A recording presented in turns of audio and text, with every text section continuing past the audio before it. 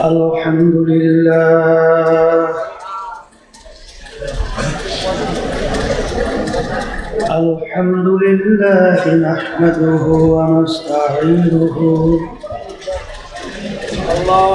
ونستغفره ونؤمن به ونتوكل عليه ونعوذ بالله من شرور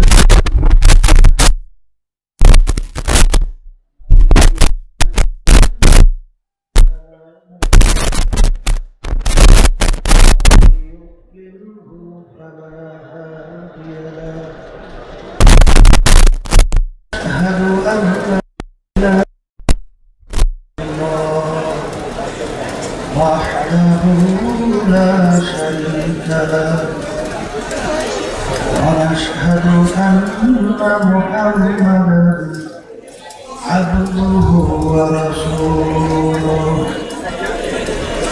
أما بعد فأعوذ بالله من الشيطان الرجيم بسم الله الرحمن الرحيم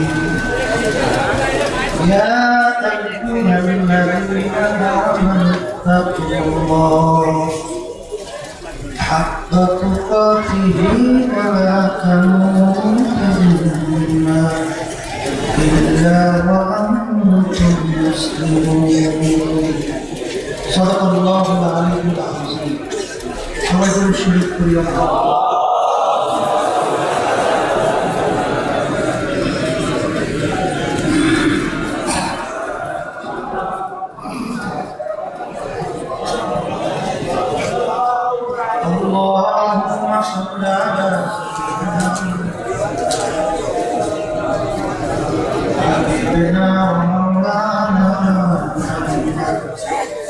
صلى الله عليه وعلى آله وصحبه وسلم اللهم صل على وحبيبنا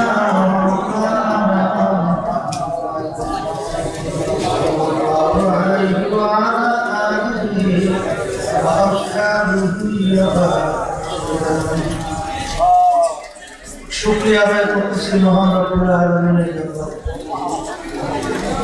রব্বুল আলামিন ফিতনা ফাসাদের যুগে দুনিয়ার সমস্ত কাজ থেকে বিরত রেখে উলামায়ে কেরামের মজলিস জাকিরিন শাকিরিন সাবিরিন বিশেষ করে এই মজলিসটাকে আল্লাহ রাসূল সাল্লাল্লাহু আলাইহি ওয়াসাল্লাম বলেছেন বেহেশতের একটা বাগান। এই বেহেশতের বাগানের মধ্যে জীবনের একটা সময় আল্লাহ রাব্বুল আলামিন আমাদেরকে কাটাবার সুযোগ করে দিয়েছেন। শুকরিয়া তার সবাই বলি আলহামদুলিল্লাহ। কিয়ামতের ময়দানে আল্লাহ রাব্বুল আলামিন বান্দা-বান্দীকে মাফ করার জন্য ওসিলা তালাশ করেন। যারা এই বেহেশতের বাগানে এই মজলিসের ভিতরে আসছেন নিয়াত যাদের শহীদ এই ওসিলা আল্লাহ রাব্বুল আলামিন মাফ করে জান্নাতের ঘোষণা দিতে পারে। আমার আব্বাজান দাদাজান করোনার জমিনে ঘুমায় আছে। আমার আব্বাজান বলতেন দিনী মাহফিলে প্রথম থেকে শেষ পর্যন্ত থেকে যার যার গন্তব্যে চলে গেলে আমল আমার ভিতরে কম পক্ষে হলো 50 লক্ষ নেকি এরকম জমা হতেই পারে। নিয়াতের শহীদ আল্লাহ রাব্বুল আলামিন লক্ষ লক্ষ নেকি তাদের আমল নামা ব্যক্তি বিশেষ নেকির কিন্তু পার্থক্য আছে। কোন এক ব্যক্তি কোরআনুল কারীমের একটা অক্ষর তেলাওয়াত করলো তার আমল নামার ভিতরে 10 নেকি জমা হবে। আর এক ব্যক্তি ওই একই অক্ষর তেলাওয়াত করলো তার আমল নামার ভিতরে 10 থেকে নেকি বাড়তে বাড়তে 700 নেকি জমা হয়। এরপর আল্লাহ রাব্বুল আলামিন কোরআনুল কারীমের ভিতরে বলছেন আল্লাহু ইউদাইফু লিমান ইয়াশা। আল্লাহ যাকে ইচ্ছা করেন কোনো হিসাব নাই, কোনো গণনা নাই, কোনো সংখ্যা নাই, বে হিসাবে আল্লাহ রাব্বুল আলামিন আপনার নামে নেকি দান করেন। এই যে নেকি বাড়ে এবং কমে, এইটা কিসের উপরে ভিত্তি করিয়া? যে পীর এই রঙের উপরে ভিত্তি করিয়া? মুহাদ্দিস, মুফতি, শাইখুল হাদিস, এমপি, মিনিস্টার, মন্ত্রী, বড় বংশের, বড় শিক্ষিত না। এই নেকির পরিমাণ বাড়ে ইমানের উপরে ভিত্তি করে। যার ইমান যত মজবুত তার নেকির পরিমাণ তত বাড়ে। ওমর রাদিয়াল্লাহু তাআলা আপনারা জানেন যে যখন আয়াত শরীফ তেলাওয়াত আয়াত নাযিল হতো যে আল্লাহ রাব্বুল আলামিন তার গুনাহগার বান্দা-বান্দীরা যদি খালিস তওবা করে আল্লাহর কাছে মাফ চায়, আল্লাহ শুধু গুনাহ মাফ করবেন তাই না, ওই পিছনের গুনাহকে আল্লাহ নেকে তার পরিবর্তন করে দেবেন। এই কথা শোনার পরে আবু বকর সিদ্দিক রাদিয়াল্লাহু তাআলা তিনি তো পেরেশানি দিতে পড়ে গেছেন যে তাইলে তো আমার সে ওমর তার নেকি বাইরে গেছে। আল্লাহ তাকে ওমর তো যখন দিনের বুঝ পায় নাই তখন তো দুষ্টামি ছিল আমার সে বেশি, গুণা বেশি হয়েছে না, আমি গুণা যদি দেখে পরিণত হয় তাই নেকি পরিমাণ আমার সে বাইরে যাইয়া বলতেছে ভাই ওমর তোমার তো টেস্ট ভালো, তোমার তো নেকি পরিমাণ অনেক বাইরে গেছে। অর্থাৎ বুঝে গেছে আমার সে মনে হয় তোমার নেকি বাড়ছে, কারণ তুমি যে কাজ করছো কাজটা আমি করতে পারি। ওমর রাদিয়াল্লাহু তাআলা বলতেছেন ভাই আবু বকর মাশাআল্লাহ খুব সুন্দর, তবে আমার জীবনের সব নেকি আপনাকে আমি দিয়ে দেব যদি এক রাত্রের নেকি আমাকে দেন। ভয় রাখে আবু বকর সিদ্দিক রাদিয়াল্লাহু তাআলা আশ্চর্য হয়ে গেলেন, ভাই ওমর কি বলতেছো, জীবনের সব নেকি দেবা আর এক রাত্রের নেকির বিনিময়? কোন রাত্রি? বলে যেই রাতে আল্লাহ রাসূল সাল্লাল্লাহু আলাইহি ওয়াসাল্লাম সহ মক্কা থেকে হিজরত করে কোথায় গেছিলেন, ওই রাত্রে যে গুহায় রাত্রি যাপন করছিলেন ওই রাত্রের নেকি যদি আমাকে দিতে পারে আমার জীবনে সব নেকি দিয়ে দেবে। এখন আবু বকর সিদ্দিক রাদিয়াল্লাহু তাআলা চিন্তা করলেন ব্যাপার তুই রাত্রের নেকি করবে, জীবনে সব নেকি করবে। ভাই একটু বুঝছে কি করবে? আবু বকর সিদ্দিক রাদিয়াল্লাহু তাআলা যাইয়া বলতেছেন আল্লাহ রাসূল সাল্লাল্লাহু আলাইহি ওয়াসাল্লাম আল্লাহ রাসূল ওমর তো এই কথা বলে, এখন তার সঙ্গে জীবনের নেকি কি একটাতে নেকি পরিবর্তন করবো? আল্লাহ রাসূল সাল্লাল্লাহু আলাইহি ওয়াসাল্লাম বেশি হাসেন, কারণ কোনদিন আমরা তো তিনি আল্লাহর হাবিবের শ্বশুর, আবু বকর সিদ্দিক রাদিয়াল্লাহু তাআলা তিনিও শ্বশুর। এখন কাকে ঠগায় কাকে জিতে বলতেছে যে আপনি পরিবর্তন করবেন কি জানি না, তো ওই রাতের নেকির একটা পরিমাণ আমি করি, যত মানুষ দুনিয়াতে আসছে যত নেকি পড়ছে করবে সব যদি এক পাল্লায় দেয়, আর আপনার এই এক রাতের নেকি আর একটা পাল্লায় যদি দেয় ওই এক রাতের নেকির ওজন দেখে পরিবর্তন করবেন কিনা আপনার সাথে। এখন এই নেকির পরিমাণ বাড়ছিল কেন? ইমানের উপরে ভিত্তি করিয়া। কথা ঠিক না বেঠিক? তাদের ইমানের অবস্থা কেমন ছিল? আর আল্লাহ রাব্বুল আলামিন আমাদের হুকুম করছেন আমিনু তোমাদের ইমানের ধরনটা কেমন হয়? সাহাবায়ে কেরামরা যেভাবে ইমান আছে তাদের বিশ্বাসটা যেভাবে ছিল তোমাদের ইমানের ধরন ওইভাবে। তাদের ইমানের অবস্থা কেমন ছিল শোনেন। আবু বকর সিদ্দিক রাদিয়াল্লাহু তাআলা গোলামকে আজাদ করে দিয়ে বলছেন কথা বেশি লম্বা করো না, কারণ আসছেন তো অনেক সময় হয়ে গেছে, যে জনসভা থেকে শুরু করি এখন পর্যন্ত আছে, অনেক খাওয়া দাওয়া করেন, কষ্ট তো হইতেই গেছে না। তাই কষ্টের ভিতরে এবাদতে কষ্ট বেশি সব তত বেশি, এই কথা যদি আমরা ঠিক কষ্ট একটু হয়। আল্লাহ তৌফিক দান করুন, আল্লাহ নেকের পরিমাণ বাড়াই না হতে যেই কথা বলতে চাইছি যে আবু বকর সিদ্দিক রাদিয়াল্লাহু তাআলা কে মাইকে শব্দ ভালোই পেয়েছে, ওদিকে কি হয়েছে? বাম পাশে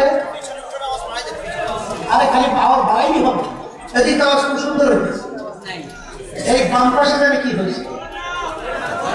যাই হোক, ওই শব্দ করে কথা বলবেন না, একটু চুপচাপের কথা আশা করি আল্লাহর মধ্যে বোঝা যাবে। গোলাম আজাদ করে যে বলছিলেন গোলাম তুমি আজাদ, মাঝে মাঝে কিন্তু খাদ্য নিয়ে আসে, নিয়ে আসে গোলাম বিভিন্ন সময় খাদ্য নিয়ে আসে, জিজ্ঞাসা করে তুমি কিভাবে কামাই করছো, এইভাবে এইভাবে।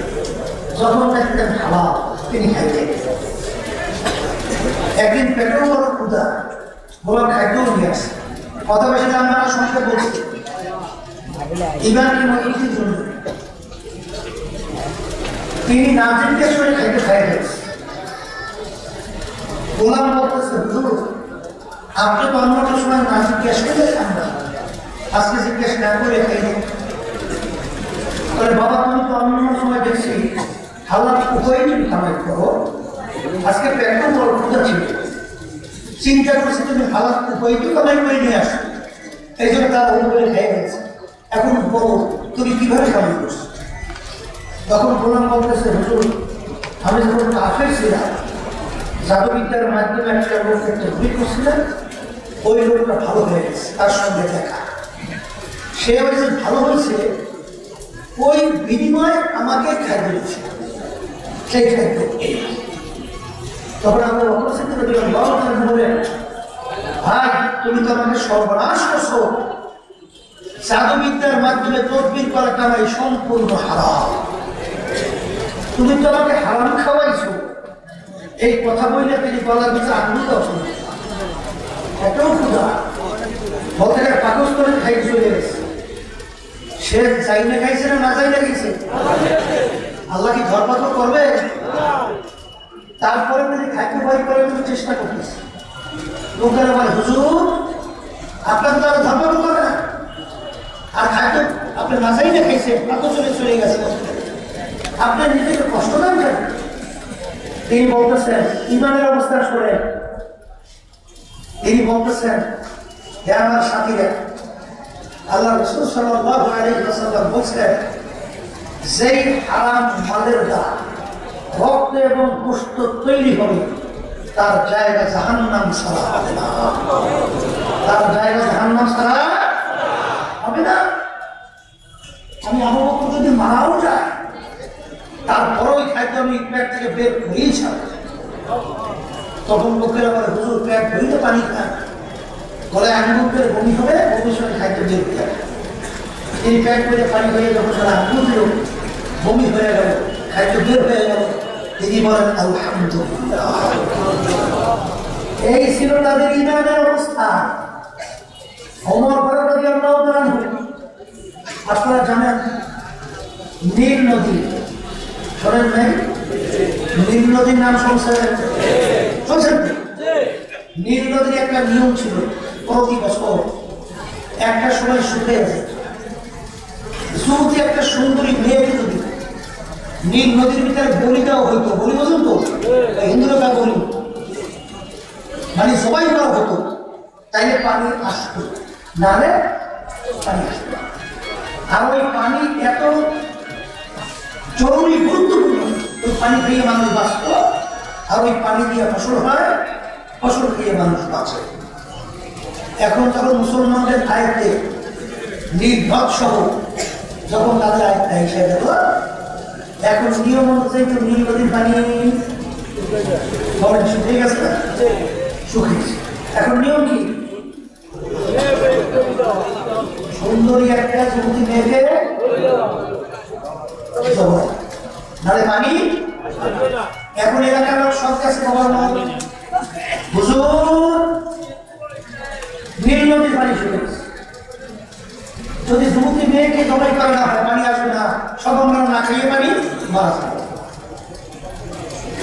এখন নাউজুবিল্লাহ মাফ করুন, আমাদের যুগ যদি হয়েছিল তাহলে কত ফতোয়া যে বের হইত, কোনো শেষ না।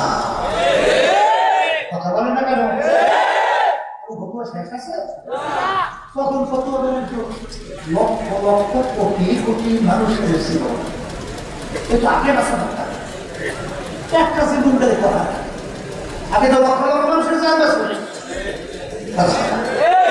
কথা ঠিক না ঠিক?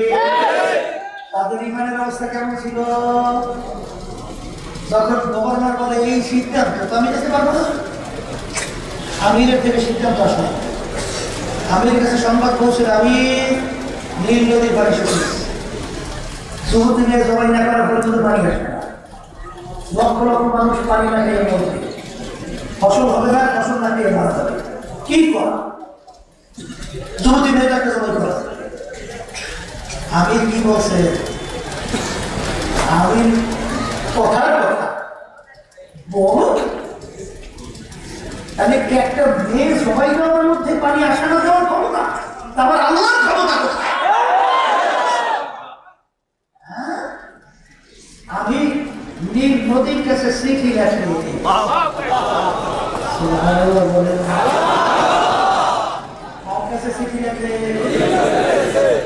আমাদের যদি না যদি একটা শুনতাম, তাহলে তো আর লক্ষ্য লাগাইতে মোটেও ভুল করতাম না, পাগল হয়ে যেতাম। নদীর কাছে চিঠি লেখে, এখনো সুস্থ মানুষ পারে কথা বলে, পারে? নীল নদীর কাছে চিঠি লেখে, কে লেখে? নীল নদী, তুমি যদি আল্লাহর হুকুমে জারি হও তাহলে জারি হয়ে যাও, আর যদি আল্লাহর হুকুমে জারি না হও তোমার পানি আমাদের লাগবে না, ডাইরেক্ট 100 যাও চিঠি নিয়ে নীল নদীর ভিতরে ফালাও, চিঠি নিয়ে নীল নদীতে ফালাইতে দেরি, সঙ্গে সঙ্গে পানি এসে নীল নদী পানি খেয়ে কয়েকজন ওই যে নীল নদী পানিতে ভরছে, আজ পর্যন্ত কোনদিন এর নাম হলো ঈমান। কথা বুঝেন নাই? আমার বাচ্চাদেরকে বলবো, সাহাবায়ে কেরামদের জামাত এলাকায় দাওয়াত দেওয়ার জন্য যখন গেল, এলাকার লোক এত খারাপ, দাওয়াত গ্রহণ করেই না, বরঞ্চ তারা একটু বসবে, শুইবে, জানাও দেয়। এখন রাত্রি হয়ে গেছে, কোথায় রাত্রি যাপন করবে? সাহাবায়ে কেরামদের জামাতে আমি তিনি সিদ্ধান্ত নিলেন জঙ্গলের মধ্যে রাত্রি যাপন করবে। কোথায়? হ্যাঁ, এই জঙ্গলের মধ্যে তো হিংস্র প্রাণী অভাব আছে, সিংহ, বিষাক্ত সাপ, আর তো আর আদার্স কোন। যখন সাহাবায়ে কেরামদের জামাত জঙ্গলের মধ্যে ঘুরতেছে, তখন এলাকার লোকেরা বলতেছে শুনছি মুসলমান করে পাগল হয়েছে, আসলে তো আচ্ছা না, জঙ্গলের ভিতরে কোনো সাধারণ জ্ঞান যারা আছে কেউ ঢুকে, কিন্তু একজন কাউকে তালাশ করে পাওয়া যাবে না।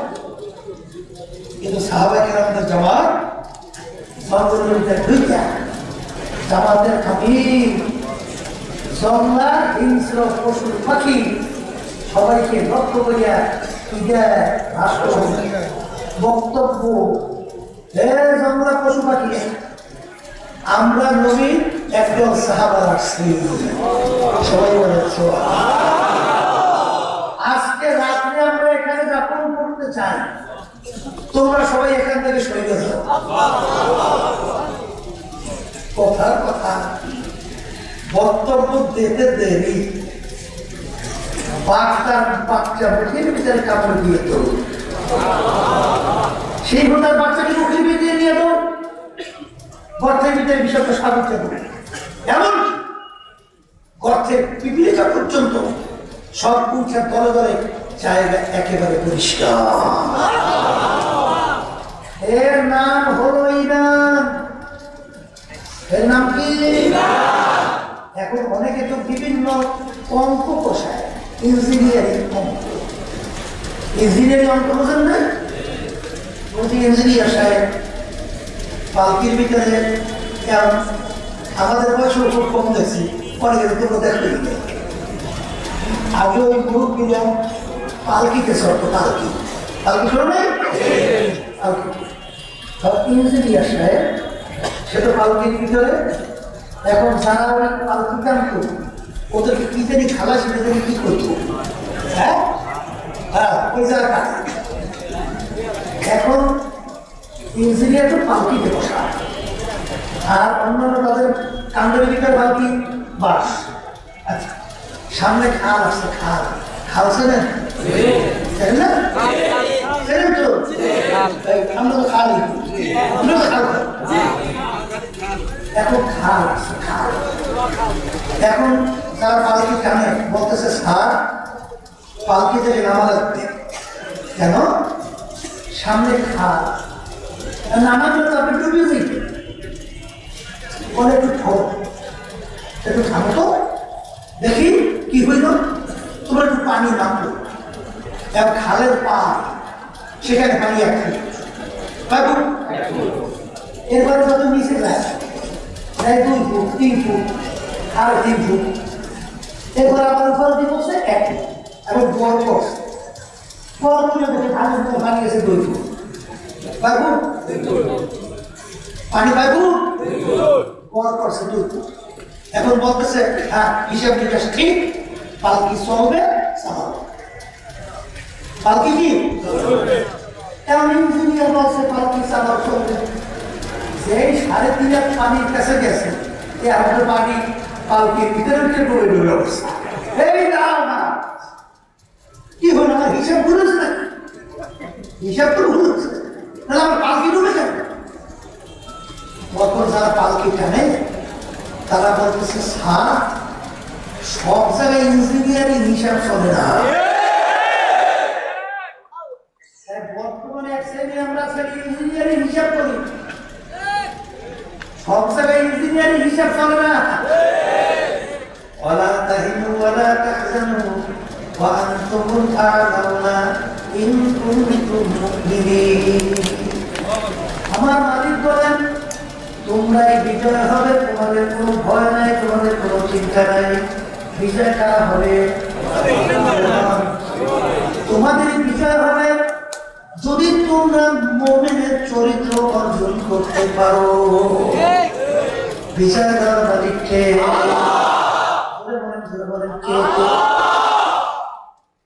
ইঞ্জিনিয়ারিং করলে কিন্তু যুদ্ধ করা লাগবে। কথা ঠিক না ভাই? এই যে আমার নিজেকে পর্দার মাহমুদের দ্বারা শুরু করছে ইউসুফ নবী আলাইহিস সালাম, তাকে যদি জোনাইকা 7-10টা ভিতরে তালা মারিয়ে খাইছে না? দরজা কয়টা? তালা মারছে কয়টা? দুনিয়ার কোন নিয়মে বের হওয়ার কোন যুক্তি নাই। দরজাও 7টা, তালাও 7টা। জোনাইকা বলে ইউসুফ আমার কথা এখন মারা রাখবে।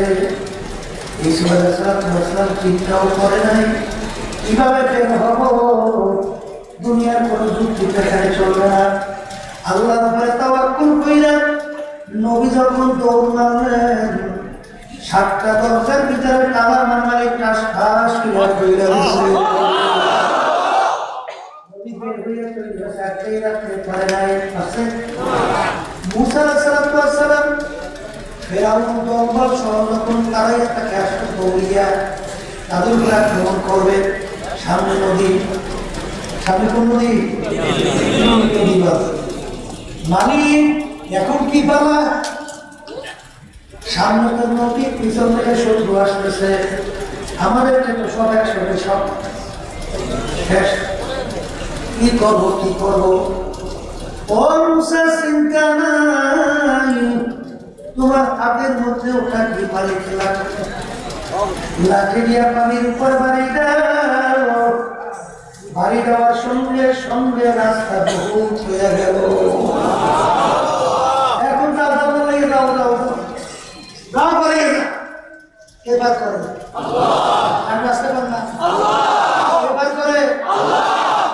এই জন্য আমার ভাইদেরকে বলবো কোরবানের মাধ্যমে আমি প্রথম যে আপনাদের সামনে আসে আমার মালিক বলছে ইমানদার না, আপনাকে সম্বোধন করছে বলেন বলেন ইমানদার কারণ হাদিসের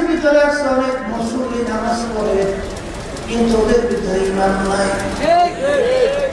আল্লাহ রাব্বুল আলামিন কোরআন কারীমের ভিতরে বলেন হাওয়াইল লিল মুসাল্লিন, নামাজের জন্য জাহান্নাম।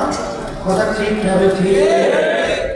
তাহলে ঈমানকে আগে মজবুত করতে হবে, নির্ভেজাল করতে হবে। আল্লাহ রাসূল সাল্লাল্লাহু আলাইহি ওয়াসাল্লাম বলেন আখলিস দীনাকা ইয়াকফিকা তোমার ঈমানকে যদি তোমরা নির্ভেজাল করতে পারো, অল্প আমলই তোমাদের নাজাতের জন্য যথেষ্ট। এই জন্য বলেন কথা ঠিক না ঠিক? এই জন্য ঈমানকে মজবুত করা লাগবে। এক শ্রেণী আমার বাজানরা আছেন, আল্লাহ কোরআন কারীমের ওয়াদে তানিবু তাগুত, তোমরা তাগুত থেকে পরহেজ করো, তাগুত থেকে বেঁচে থাকো। তাগুত থেকে বাদ দেন। তাগুত এই মানব রচিত তন্ত্র মন্ত্র কুফর, এটা তাগুতের ভিতরে একটা বড় তাগুত। এক শ্রেণীর মনে করে নামাজও করে, রোজাও রাখে, হজও করে, যাকাত আদায় করে, হাজুরে নামাজ অনেকাংশে কম করে না, তাসবিহের জিকিরও করে, কিন্তু তারা এই তাগুতের সাথে জড়াইয়া মসজিদে যাইয়া সেজদা দিয়া আল্লাহকে খুশি করতে চায়।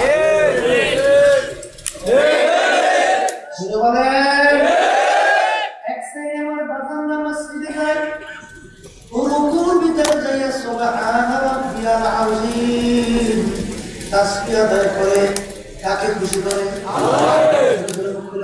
আল্লাহ। আমার সেজদার ভিতরে যাইয়া সুবহান রাব্বিয়াল আ'লা, কাকে খুশি করে? আল্লাহ। আবার বাহিরে নাই না স্লোগান দেয় আমার নেতা চরিত্র ফুলের মতো পবিত্র, নামাজ পড়ে না এক ওয়াক্ত।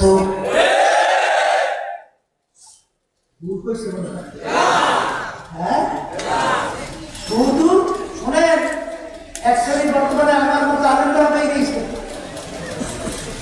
একটু যদি কোনো কাজে দান খায় রাখে, ওদিকে তো আল্লাহ আল্লাহ রসুলের বিরুদ্ধে যত আইন আছে, যত জুলুম আছে, যত মিথ্যাচার আছে, যত ঘুষ আছে, যত সুদ আছে, যা কিছু আছে সব একটাও বাদ নাই।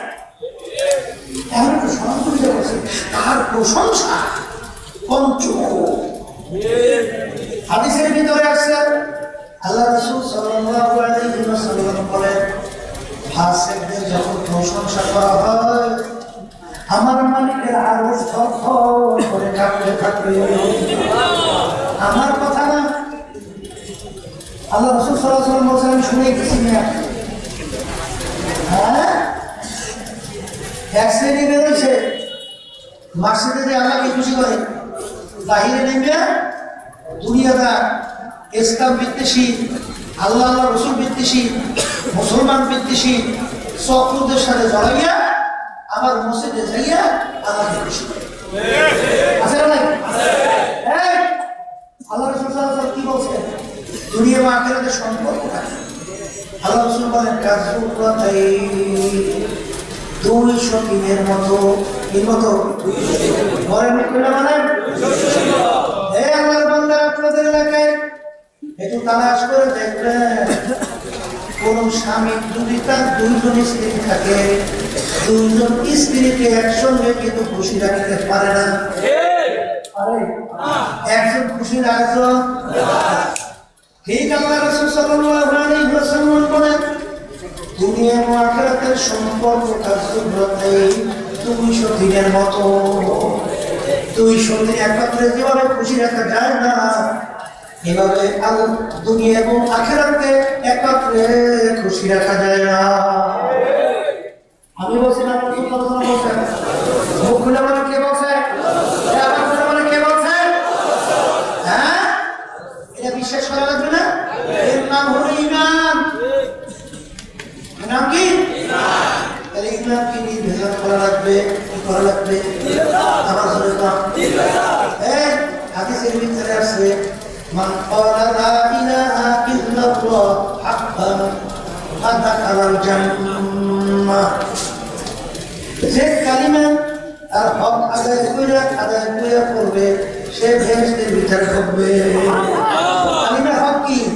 লা মাকসুদা ইল্লাল্লাহ, লা মাহবুবা ইল্লাল্লাহ, লা মাকসুদা ইল্লাল্লাহ, লা মাহবুবা ইল্লাল্লাহ, লা ইলাহা ইল্লাল্লাহ,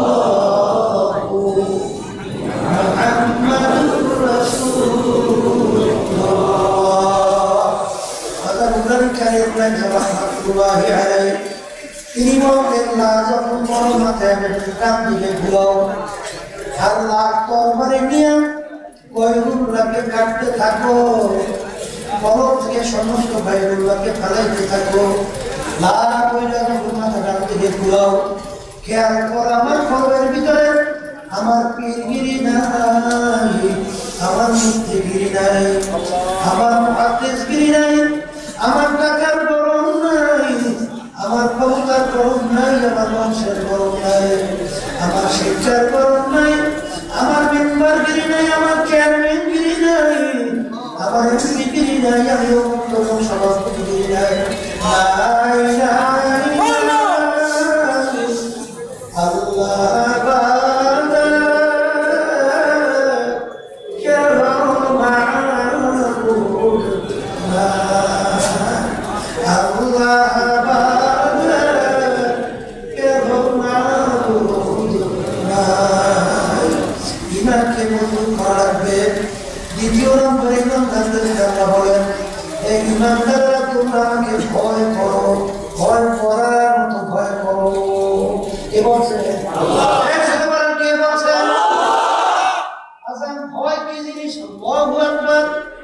হাদিসের ভিতরে আছে, যার ভিতরে আল্লাহর ভয় পয়দা হবে, আমার মালিকের আযাব গজবের ভয় পয়দা হবে, তারা আমলনামাকে কি গুনাহগুলো এইভাবে সইজা করবে, যেরকম একটা গাছের পাতা যদি শুকায় যায়, গাছের পাতা যদি গাছকে ঢাকা দেয়, যেরকম পাতাগুলো ঝরঝর করে যেরকম হইয়া যায়, যার ভিতরে আল্লাহর ভয় পয়দা হবে,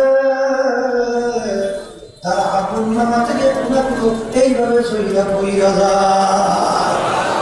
সবাই জোরে বলেন সুবহানাল্লাহ। এই আল্লাহর বান্দার পর্দারে মাওলানা, যে আল্লাহর বান্দা বান্দির ভিতরে আমার মাওলার ভয় পয়দা হবে না, ওই আল্লাহর বান্দা বান্দি কোনদিন গুনাহ থেকে বেরোতে পারবে না। জোরে কান পারবে? জোরে বলেন পারবে? মুসা আলাইহিস সালামের জামানায় আল্লাহু আকবার, এক আল্লাহর বান্দার ঘরের ভিতরে কোন খাবার নাই, বাচ্চাগুলো পেটে তুলে কান্দে, এত নিচ্ছ, এত অসহায়, মায়ের সামনে বাচ্চাগুলো এমন ভাবে চিল্লায় কান্দে, পেটে তুলায়, মা সহ্য করতে পারে না। পাশের বাড়িটি বড়, তার কাছে যখন মা দৌড়ে গেল, ভাই আমার বাচ্চাগুলো পেটে তুলে বললো, একটু খাবার দাও, বাচ্চাগুলোকে খাওয়াবো। ওই মেয়ে বলতেছে, তুমি যদি আমার সঙ্গে খারাপ কাজে লিপ্ত হতে পারো, বিনিময় খাদ্য তোমাকে আমি দিব। ওই আল্লাহর বান্দা আল্লাহর ভয় ফিরে আসলো। আল্লাহ ইশারাতে বাচ্চাগুলো একটু শ্বাসও টানতে পারে না, এরকম রুহটা বের হবে। মায়ের সামনে বাচ্চা মারা যাবে, মা ঘুষ নাই, মা দৌড় দিয়ে যাইয়া বলে, তোর প্রস্তাবে আগে খাদ্য দেয়, বাচ্চাগুলো বাঁচো।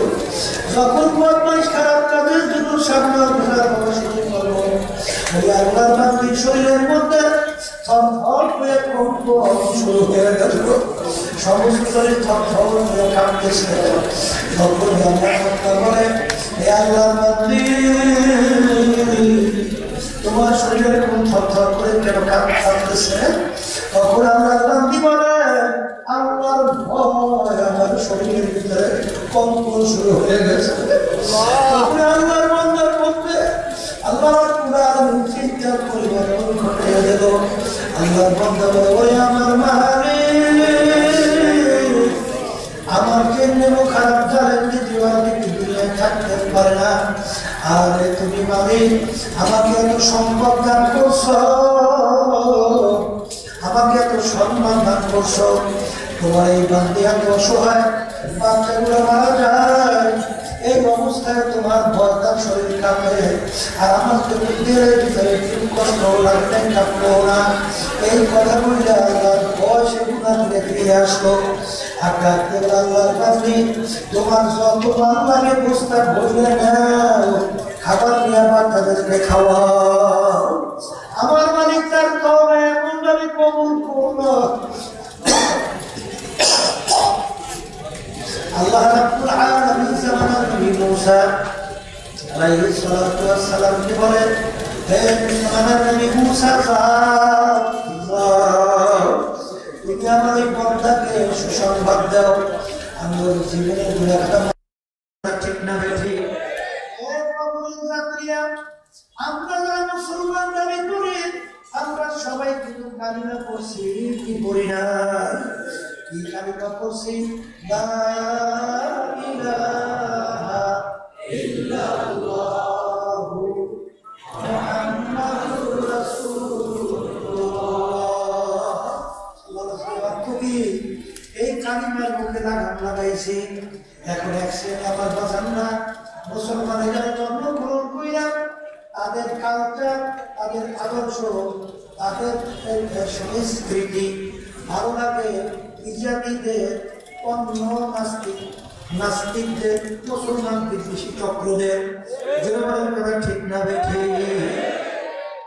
মুসলমান শুনে রাখো, এই জন্য এক কবি বলছিলেন, মুসলমান না আমেরিকা লালান্দাম সারুলকা আমি মস্তে মদিনা করো খোদায়া। হে মুসলমান সন্তান, তোমার রাস্তা তো আমেরিকার লন্ডন, এই ভারত বিজাতিদের রাস্তা তোমাদের রাস্তা না, তোমাদের রাস্তা তো মদিনা শরীফ। ঘুমায় আছে সরদারে দৌজাহান মুহাম্মদ রাসূলুল্লাহ সাল্লাল্লাহু আলাইহি ওয়াসাল্লামের রাস্তা হলো তোমাদের রাস্তা। জোরে বলেন কথা ঠিক না ঠিক? মুসলমান, মুসলমান যারা দাবি করো আজকে আফসোস হয়, বাংলাদেশে ভারতের প্রধানমন্ত্রী ছিল বাজপেয়ী, যখন বাংলাদেশের ভিতরে আসছিল তখন কি করে আসছিল? দরকার ধুতি, কি করে আসছিল? এই ধুতি কেমন দেখায়? হ্যাঁ কি? তারপরে ওদের জাতীয় পোশাক ওরা ছাড়ে না, আসতে হয় ওদের জাতীয় পোশাক ছাড়ে না। আর আমাদের মুসলমানের কি হলো? আজকে অনেক মুসলমান সন্তানদের কালচার, পোশাকাদি এবং সংস্কৃতি ভালো লাগে বিজাতিদের।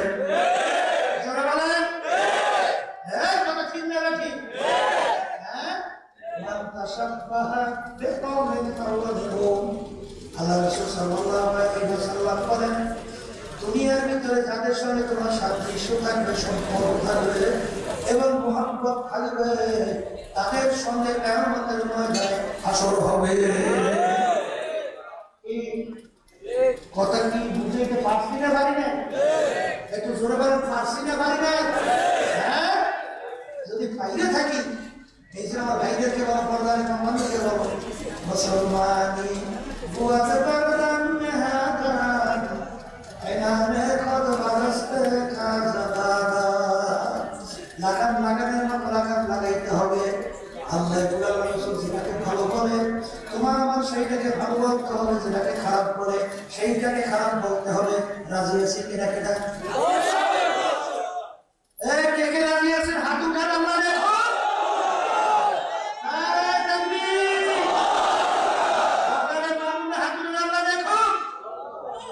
আল্লাহটা কবুল করে না। আমরা নিয়ত করছি, এই শক্তি আমাদের আছে, লক্ষ্যে পৌঁছে শক্তি আমাদের নাই, আছে?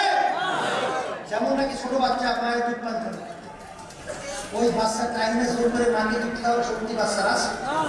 হ্যাঁ পারে, পারে পারে। এই কিন্তু বাচ্চার যখন দুধের অস্ত্র কিন্তু একটা আছে। কি অস্ত্র? কান্না শুরু করে, বাচ্চার কান্না শোনার পরে মায়ের কাজ তাদের থেকে কাজ করে মা সহ্য করতে পারে না,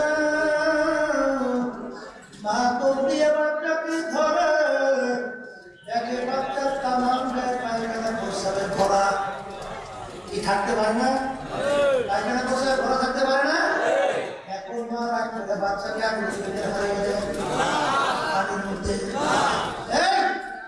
নিচে ঢিল মাইতে জমিনে ফেলাইয়া দেয়। আর ফেলাইতে না বরঞ্চ ধোয়াইয়া মুসা কোলের ভিতর নিয়ে মাথা আদর করে।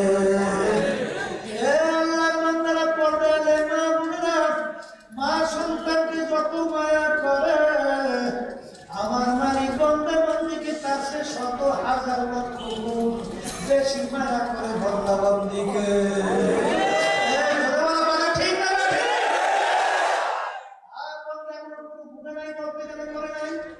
মৌতের কথা মনে করলো, কবরের কথা মনে করলো, জাহান্নামের কথা মনে করলো। বান্দা চিন্তা করলো তওবা করতে হবে, কবরে যাওয়া লাগবে, আল্লাহর কাছে যাওয়া লাগবে, তার কথা অনুযায়ী চলা লাগবে।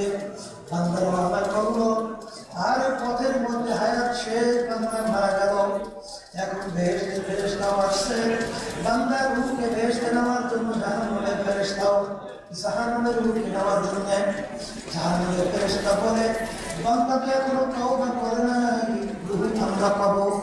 বেহেশতের ফেরেশতা বলে, বান্দা তো তওবা করার জন্য রওনা করছে, পথের মধ্যে হায়াত শেষ, বান্দার কি দোষ, রূহ আমরা পাবো। ঝগড়া বাজে না না? ঝগড়া বাজে না বাজে নাই? হ্যাঁ, আল্লাহ রাব্বুল আলামিন ফেরেশতাকে ডাকলেন, ফেরেশতারা জমিন মাপো, আমার বান্দা যেখানে মারা গেল সেখান থেকে তার বাড়ির কাছে, আরামের বাড়ির কাছে, যদি তার বাড়ির কাছে হয় রূহ নিয়ে যাইবে জাহান্নামের ফেরেশতা, আর আরামের বাড়ি যদি কাছে হয়, তার বাড়ি দূরে হয়, রূহ নিয়ে যাইবে বেহেশতের ফেরেশতা। আল্লাহর বান্দা যেখানে মারা গেল, ঘটনা ছিল তার বাড়ি ছিল কাছে, আরামের বাড়ি দূরে। জরুরি কথা ঠিক কিনা? আল্লাহ রাব্বুল আলামিন জমিনকে ডাক দেওয়ার জমিন, আমার বান্দার জন্য আরামের বাড়ি কাছে যাওয়া। আমার মালিকের কুদরতি হুকুম, সঙ্গে সঙ্গে জমিন মাইকে রেখে আল্লাহর বান্দা যেখানে মারা গেল সেখান থেকে আরামের বাড়ি কাছে, তার রূহ নিয়ে গেল বেহেশতের ফেরেশতা। আল্লাহর বান্দা পর্দায় মাহফুজা, তুমি আর আমি আল্লাহকে তাওয়াক্কুল কইরা আমার মালিককে পাওয়ার জন্য, নবী রাসূলের অনুযায়ী চলার জন্য যদি নিয়ত করে নামতে পারি, যত বিপদ মুসিবত সামনে আসুক না কেন, আমার মালিক মান আতানি ইয়ামশি আতাইতুহু আওয়ালা। বান্দা বান্দি আমার মালিককে পাওয়ার জন্য হাইটা রওনা করবে, আমার মালিকের রহমত দিয়া যাইবে, আমার মালিককে তার কুদরতি করে যাবে না, করবে না। এই জন্য আমার ভাইদেরকে বলবো, পর্দায় মাহফিলকে বলবো, ঈমানকে মজবুত করি, আল্লাহর ভয় ভিতরে পর্দা করি, মুসলমান হইয়া তারপর দুনিয়া থেকে বিদায় নিয়ে কবরে যাওয়ার জন্য আল্লাহর ভয়ে নিয়ত করার চেষ্টা করি। আল্লাহুম্মা আমিন। হে ঘরের মেয়েরা হাত উঠাও, গুনাহ কথা মনে করো, দুই চোখের পানি ফেলাও, আমার মাকে দরবারে কান্দো, যদি কান্না